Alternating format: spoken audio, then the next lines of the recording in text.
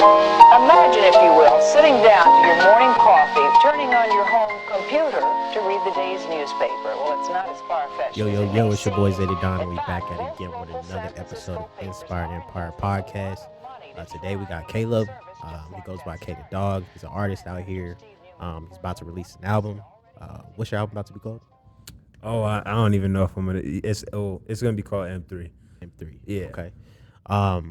And you wanted to come on. I know you've been doing a tour, right? Yeah. You want to come on and talk about mental fortitude. Yeah. Right. What has mental fortitude done for you? Man, it's got me through the toughest times of my life. You know, it's been something that, it's been a lesson that I've, leaned on, that a friend has taught me. Just, through hard times, just, fall back on the mental fortitude. Just know that, for the, people that were great to become great, that's what they had to lean on, was mental fortitude. So. Okay, I feel you.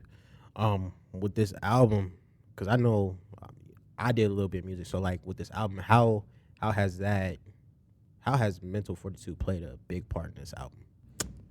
Man, it's played a big part in music, just doing music in general, man. Because when I first started doing music, it wasn't for really long. It was for probably, when I first technically took it serious, it wasn't for too long, and then I stopped. Got back into it after my father passed away, and sorry about that, man. No, it's cool. I appreciate you, bro. And when he passed away, getting back into it, it took a lot out of me to really be able to bring those emotions to, an order, some type of structure, in some way where it could actually get a message across. So, it took a lot of mental fortitude. It took a lot of, digging deep and, thinking about what matters and what part of me I want to hold on to, because it's, after going through something like that, you definitely going to change. So it was just, what can I, put onto, a tape, just so I can have some type of remembrance of like who I was prior to what I'm trying to do and how I'm trying to go about the loss, and that's how that first tape went. And going into this second tape, I would say, it's more so like the healed version of like, who I feel like I am now compared to who I was when I made that first tape. So, So are you from Utah? yeah. You are. What part? From everywhere, bro. Everywhere, pretty much. But the majority of my time in Utah has been in Rose Park. So. Rose Park. Okay, Yeah. Rose Park. Yeah. Yes, sir. That's the stomping grounds for a lot of people. So with music, I'm guessing you pretty plugged into that city with music, right? Yeah. I feel like I a would lot of say people so. that do music out here are from Rose Park. Yeah, at least as of late, what I've noticed is Rose Park is getting a lot of attention. Right. And it's a lot of really talented people in Rose Park. I'm sure you know of Bobby. Yeah, Bobby Bobby with the Ghost Family. Yeah. Yeah. Yeah, Bobby, and then Vanu, his brother's starting to do music. Their little brothers are starting to do music. And there's Motu Crazy. There's a lot of people in Rose Park that are doing music that are just really talented. And That's what's up. Yeah. That's what's up, man. As far as the music scene, because like you said, you stopped doing music, and have you ran into a situation, because I ran into this, like, have you ran into a situation where I spoke about it on Eli's podcast, it's more like a crab in the bucket type of feel out here. Like, have you ran into that at all? Or No, yeah. And I was listening to that podcast, and shout out to him, by the way. For me personally, I haven't, and just to make sure I understand, so like when you say crabbing in the bucket, can you like explain that a little bit more, just so I fully understand? a lot of people, because maybe it's different for Rose Park, but for me, in my experience, a lot of people, bro, when you get into the studio with them and you are good at something, they want to up you, or you know what I'm saying, and that's what it's supposed to happen. I love that shit. Yeah, that's what's supposed to Yeah. happen. But it just seemed like when you get in the studio with somebody and you vibing and you outdoing them, they kind of just want to like tear you down in a way. Like, they'll be cool with you while you're in the studio, but when you get done, they're like, oh, he sucked, like, he terrible. Have you experienced that yet? Or No, and I think the way that I operate kind of prevents that, because when I'm doing music with people, paperwork is always involved. And so like whether that be like features, like I have paperwork for that, or like if I'm buying beats from somebody, I have paperwork for that.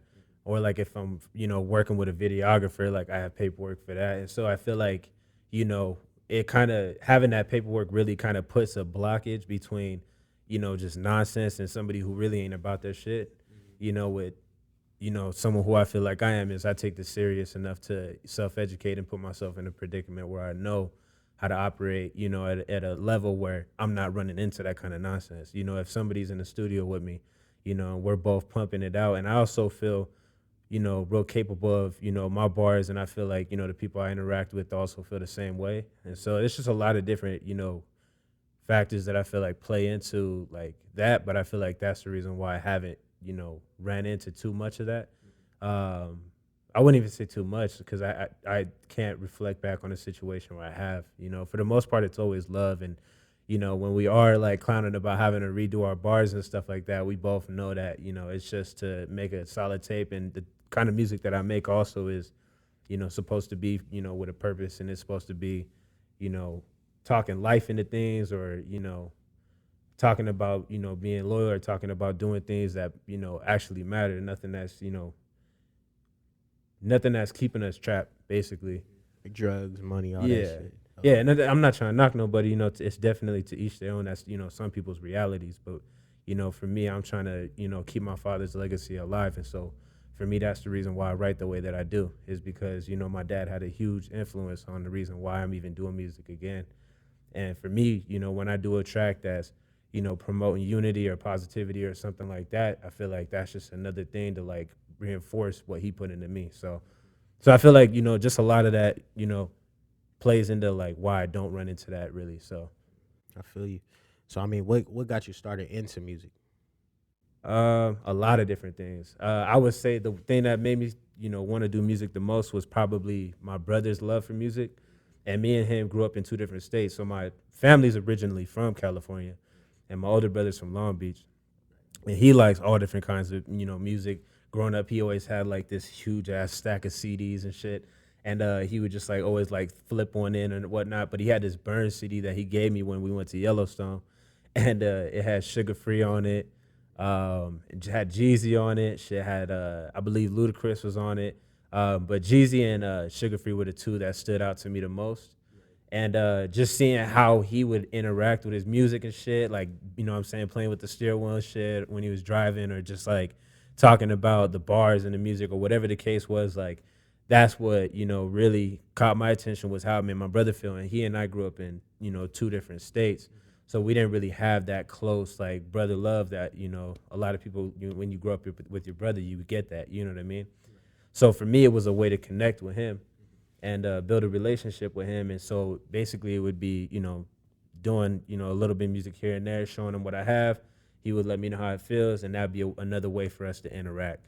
And also me to get, brother love from my brother, that I can't get, just being up close and personal all day. So I feel you. One of the biggest things that drew me to music is like, I don't know if you heard like some of the other podcasts that I've done. I was kind of in an environment where I wasn't able to speak my mind a lot. So like with music, I remember, I think my mom got me for my birthday, I asked for the 50 Cent Get Rich or Die Trying. Yeah, that's the first tape I ever bought. I got that. Yeah.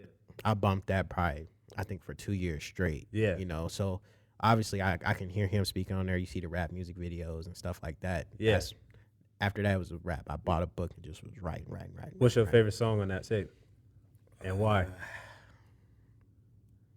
I know that's hard as hell. I know that's a tough question. There ain't a bad song on there. Mini Man.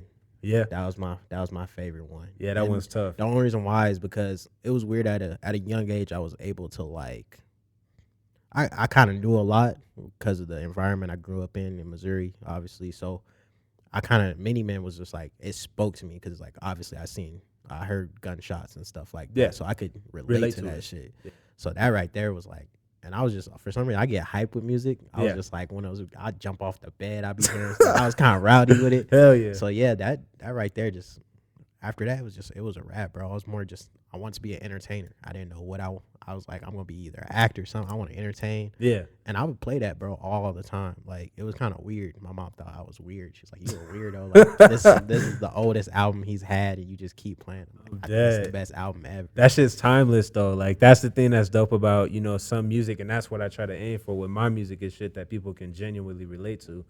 like Last Breath, when I made that one, it was just like, what are things that, is never, never going to die. And that's like loyalty. That's doing for the person that you love and, being willing to do that shit till your last breath. And just, all these different, songs that I make, I try to make sure that I include, something that's really going to last forever, but something that's not corny, but something we all value. Yeah, I that one actually, when we spoke about Eli's, I left you and fucking Bobby off that list of people who I can see doing their thing out here. I didn't mention y'all for some reason. I don't know why y'all didn't pop up, but I think y'all probably up there with Ellie and all them. Now my question is this, because I actually reached out to Bobby to be on a song.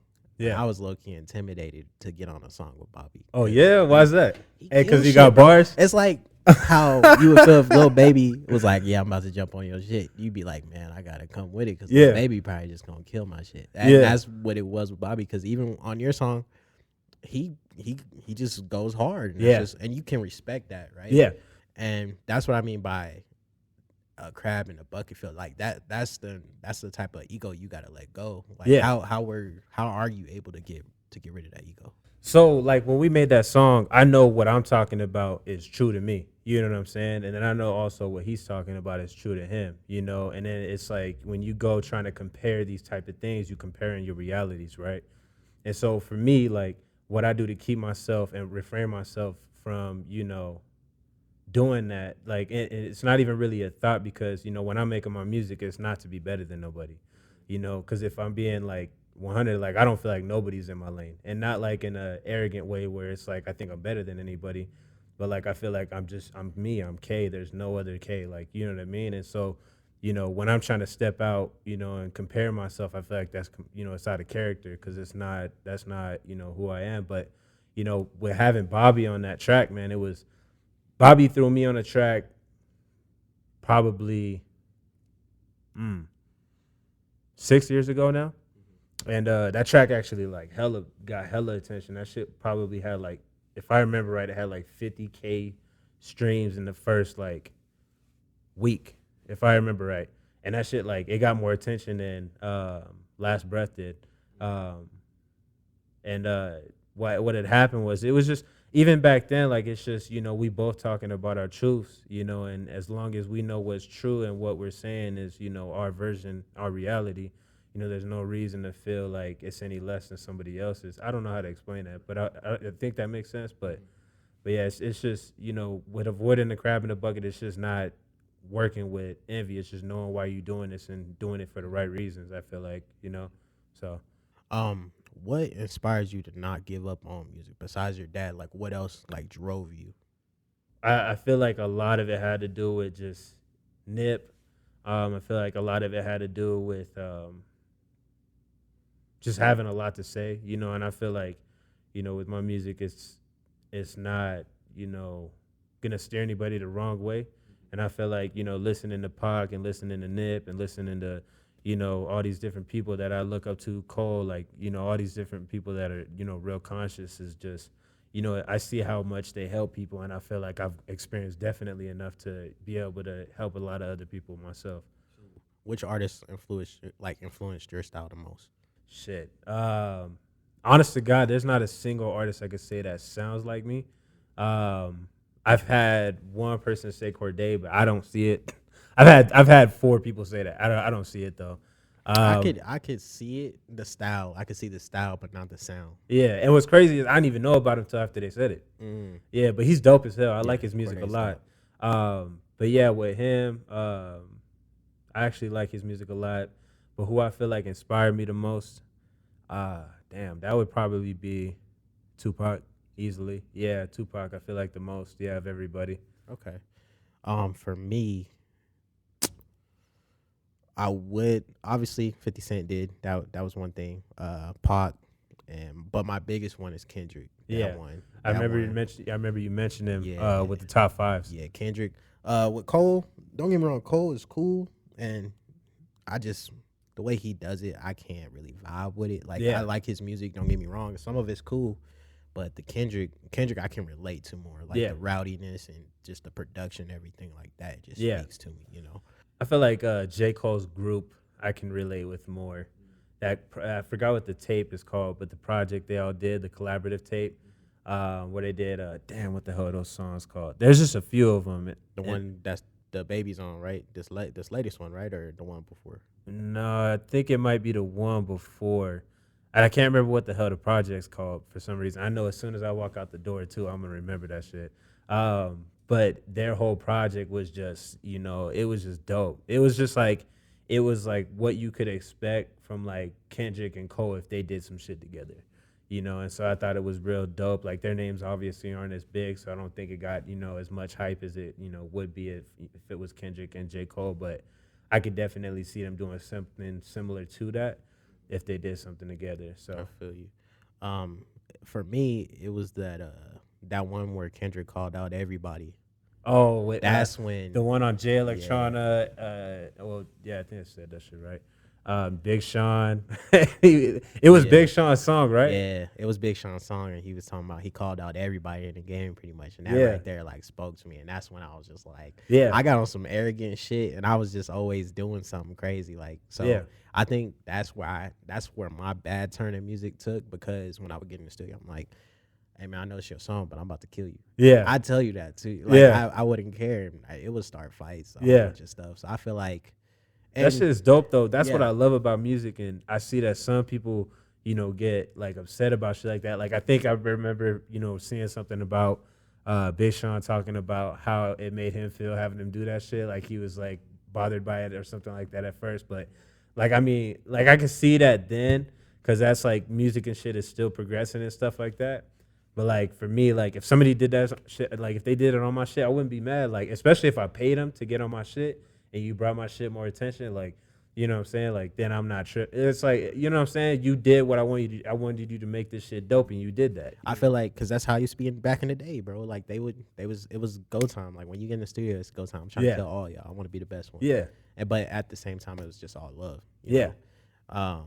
And that's why I was asking you about the crab in the bucket feel, because I've done that, and it was like it started the whole fucking studio just erupted when I did it. It was like, oh hell no, who the hell is that? I was gonna ask you that. Yeah, it just you erupts. you must have experienced it yourself. Like when you have, Bro, what was it like, and how did you react? I got into. So I was with Rude Boys. I don't know if you know Deshaun Cook and all them. Oh, that sounds hella familiar. Deshaun Cook. There's a bunch of us, bro. So Deshaun was my producer. He helped me write songs and stuff like that. And we had a little beef with KThaDawg. Oh, he's from yeah, I know Roseport. who that is.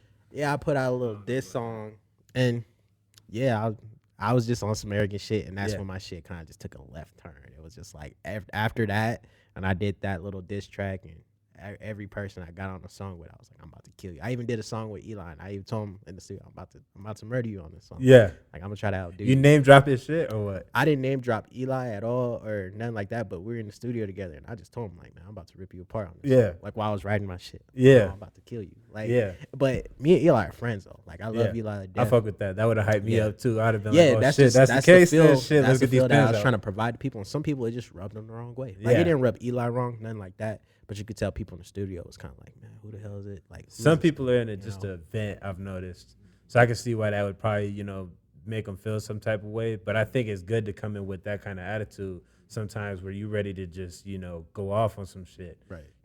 Right. So I feel like a lot of people are making real like laid back, lovey-dovey or like in my feelings type shit. And it's just like I feel like, and nothing's wrong with that. I'm not knocking that shit, but like I feel like that's just oversaturated, at least when I'm looking out, like, and that's why like when you say like that's the energy you were coming with, I'm like, damn, like, that type of shit I feel like is what's needed right now, is that type of energy. Yeah. I feel like it's needed in Utah. Yeah. Just the only reason why I say that is because if we could find somebody like that that's really trying to up people's game, I feel like it'll just drive everybody up. Yeah. You know what I'm saying? Everybody's just trying to run it up. Yeah. But it's always somebody that just kind of wants to keep everybody down. And Yeah. It's like with that, because when you do that, it turns into a big old fest of like, nah, I'm the best. I'm the best. Yeah. And then you go to social media and so it's just it's one of those things. But I like the fact that you said you don't really deal with that. You never really, even when you have done it, people are just, it's like the energy you like. You know what I'm saying? So Yeah. I vibe with that. One thing I wanted to ask you, just with your projects, because we speaking about mental fortitude, because I actually went through a bad, like I was in a dark place when I did music. Yeah. Obviously, I had lost my job. I was broke as hell. I was And rapping that about make shit. you do some Yeah, irrational shit. exactly. I was rapping about shit that I wasn't doing no more. It was, you know what I'm saying? It was kind of fucking with me. So Yeah. I just gave up on music. I was like, man, fuck this shit. And Yeah. I wasn't getting money from it. So I'm like, shit. Didn't make sense to pay I'd rather attention go to make it. money or something. You know what I'm saying? I was tired of dealing with people. I kind of fell out with some people doing music. Whenever you was just down and you was like, man, fuck this shit. Like, was it just your dad to keep you going? Because Shit, that's something I'm still trying to figure out, bro. Like, if I'm being honest with you, because I mean, there's some shit that I'm doing right now that, you know, people would be like, what the fuck? Like, why are you even, like, for example, I'm working 2 full-time jobs right now, you know, to make this music shit work correctly, you know, and that's being able to afford paperwork, that's being able to afford beats, that's being able to afford a videographer, that's being able to afford studio time, that's, you know, making sure that I own, you know, all my shit, you know, so like if I die, you know, I don't have to worry about my shit going to somebody else, because you know how people are when you pass away, they, you know, everybody loves you and your shit gets played, and, you know, so I'm just making sure that whatever I put into it comes back, and just, you know, it's a lot of different shit that I'm, even with the, you know, the podcast tour and just everything that I'm doing, like, you know, I feel like the thing, you know, if like what I've thought of that I feel like pushes me the most, I do have a voicemail on my phone from my dad. And whenever I catch myself, because, bro, I promise you, it's probably 2-3 times a week where I'm like, fuck this. Like, this shit is fucking insane. Like, you know what I'm saying? Like, everybody I bring this shit up to, you know, for the most part, they're like, what the fuck? Like, you doing a podcast tour, you doing 2 full-time jobs, you doing, like, all this recording, like, where the fuck do you find time to write? You know what I'm saying? All this different shit. Like, you know, I always get shit for it, you know? And it's never like shit like you fucking tripping, or like they getting in on me and shit, but like they see what it means to me, you know? And then it's like, you can't do nothing but, you know, respect it is what I've been told. And so what I feel like has pushed me the most, you know, in those moments where I'm like, damn, like what do I, like, how do I hold on? Like, how do I keep, you know, my grip? You know, it's like I literally will play this voicemail from my dad. He was, when he let us know that he was gonna die, we, all my siblings came from all the states they were in and shit, California, Vegas, everywhere, and we all sat down with him. And I put up a little video of the conversation that he had with us on Instagram.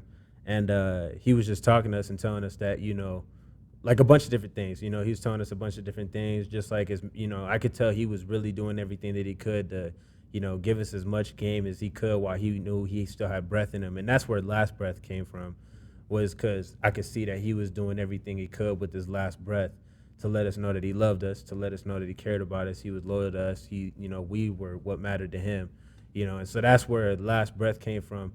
But what I, you know, lean back onto the most with my pops, when I am like feeling like shit, why the fuck am I doing all this, you know, is a voicemail where he's telling me, like, he was like, you know, barely breathing and shit, you know, like, just like, but I asked him, like, I was like, man, if you could, like, you don't have to if you don't feel like, you know, you want to do that, but I was like, if you could leave me some voicemails, so, you know, I could just reference back to those when shit gets tough, or like if like I need some like kind of push or whatever the case is, like he would leave me, you know, voicemails that I could go back to. And one of them, he's talking about, you know, how he hopes I'm at work, he hopes I'm like doing what I need to, taking care of my daughter, you know, and just like, you know, take care of my wife. And so that's what, you know, definitely sticks out to me the most when, you know, I'm having to fall back. Is, you know, there's also there's the mental fortitude, you know, but mental fortitude, as much as, you know, it's something that I highly value, is definitely not something that, you know, alone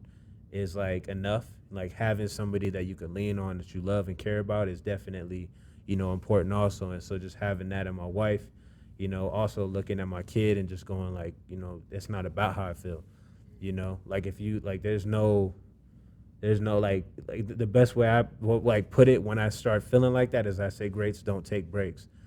Like if you want to be great, like you got to go all out, you know, you got to show out. And it's not just like with your craft, it's just, you know, you got to be willing to do the shit that nobody fucking likes, you know, go to work, bust your ass for 16 hours a day, sleep fucking 4 hours, you know, because you spending the other time on the shit you love to do, you know, or with your family or with your wife or your spouse or whatever, and then it's right back to that Right shit. back to it, even though you're tired. Even though you're See, tired. that's how I feel with this. Cause I'm not gonna lie, there's some days, bro, I be stressed. Like I be like, damn, bro, I don't want to do a podcast, or I don't feel like talking to people. I don't Yeah. feel like being done with it.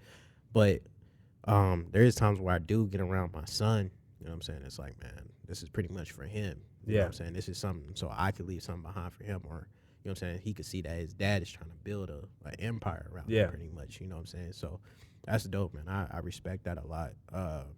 Appreciate it, bro. Because Vice I versa. haven't had no parents pass away. Like what type of toll did that hold on?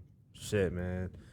There's literally nothing that I can compare that shit to. Like, it's just like you see someone have a baby and you're like, oh, man, that would be such a, you know, I mean, you have kids yourself, you know what I'm saying? So you know that, like, it's one thing saying, I know a kid's going to change my life when you say that and you don't have one, but then you have it and it's like, oh, shit. Fuck, it's like, real. I mean, and then you a good father, you are in the kid's life and you actively be, you know what I'm saying, being a dad, you know, like, it's way different than saying you could see yourself doing it or you could see yourself going through it. And it's just like losing a parent, you know, it fucks you up. Like, really, if I'm being honest, like, it takes a toll on you. You know what I'm saying? Like, with my pops, you know, he and I were on really good terms, you know, and had been for like a long time prior to him passing away. And, just going through, I mean, I don't know why I brought that part up, but just, you know, especially when you on good terms and like, well, I guess I know I did, but when you on good terms and you seeing, you know, somebody go, like, it just depends. Everybody's different, but I actually saw my dad, you know, losing life. You know, I actually saw him losing life like day by day and seeing him just deteriorate, you know, and the last time I seen him, he didn't even fucking recognize me. You know what I'm saying? And so that alone was just like, it's something that I don't think I'll never get past. You know, it was just being there with him in that moment, holding him up, you know, because he couldn't hold himself up, helping him get to the restroom, and him just, you know, losing his, you know, fluids and shit, like on the way there, just looking at him and his shit is glossed over, doesn't even fucking know me. You know, like that shit I carry with me every day. You know what I'm saying? So like, it just, everybody's different, but I feel like the way it went down is, you know, it sticks with me. But instead of letting it become a crutch for me, that's the reason why I work like I do. You know what I'm saying? My dad, he busted his ass 16-hour days for us when, like, me and my siblings when we were little. And so for me, it's just like, you know, the best thing I could do, you know, for my daughter is be even some bit close to what my pops was for me. And, you know, he didn't make excuses. He didn't, you know, he didn't bullshit nobody. He was good to people, took care of people, you know, uplifted other people. You know, a lot of different people he helped with, like, programs and shit in, like, Glendale and Rose Park, you know, where he would help build up, you know, Polynesian events. He would help build up just local events. He did, I don't know if you're familiar with Riverfest, but he used to do the Riverfest out in Rose Park, and him and two other people were, you know, the factor behind that. And just seeing him do these things, you know, that's probably, you know, just the legacy and what he's done already is what pushes me the most to be who I am and do the music and stay consistent. So Respect that, man. That's dope, man. I'm sorry for your loss, bro. Cause appreciate you. I can't imagine, because my dad is like, that's my rock. So Yeah. you know what I'm saying. Most boys, we look up to our dads. Like, you know what I'm saying. If we have them, they're our rock. You know. We getting here towards the end. What's something that you want to leave people with to remember you by? Sure. You can't cheat the process. Just stick to, you know, what you care about and lean on that, and just, you know, go through the hard shit, because that's really what's going to help develop you to be who you want to be. Right. And that's important you say that, because like with this podcast shit, a lot of people think I just like, I come in here, I'm just like, all right, I'm about to just have a conversation, bro. It's a lot that I have to invest into. I can't just be up here talking and not knowing what the hell I'm talking about. Yeah. You know what I'm saying? I can't be trying to better people if I ain't trying to make myself better. You know, I go to therapy, which sucks. No, that's not a bad thing, bro. Yeah, it ain't. It's not a bad thing, but it sucks. It's not a good feeling to have to go to therapy, but it's something you got to do. You know what I'm saying? So, I will say one thing. The one thing that I've noticed in the podcast, just watching like you interacting with people, is I've noticed that it's almost like another form of therapy for you. Is what I've seen. you know, just in the way you talk and just when you've talked about your family, you know, over time throughout the podcast, you know, and it sounds like you trying to get back to where, you know, you want to be, you know, but the right way this time. Exactly. You know, So I 'cause, respect that. it's like you say, it's the mental fortitude, pretty much. You know, I didn't have that for most of my life, so now I'm starting to get there. It's like, damn, if I would have just did this early on, I would have been in a different place. So, Yeah, but that's why we live and yeah. we learn, you know. Nothing's wrong man. with that. So yeah, I appreciate that, yeah, I bro. respect you, bro, on your grind. So I appreciate it, dog. Where can everybody find your music? Where can they find your Instagram? Like, where can they search you up at? you can find me anywhere really, like YouTube, anywhere but SoundCloud. I'm not on SoundCloud. But you can find me on YouTube, Apple Music, Spotify, Tidal, all that under KThaDawg. It's spelled KThaDawg. Mm-hmm. And you can find me on Instagram. That's where I'm the most active. So Hey, well, I appreciate you coming through, my man. appreciate you too, bro. Hey, that's all we got for this week. Hey, church. Let's go.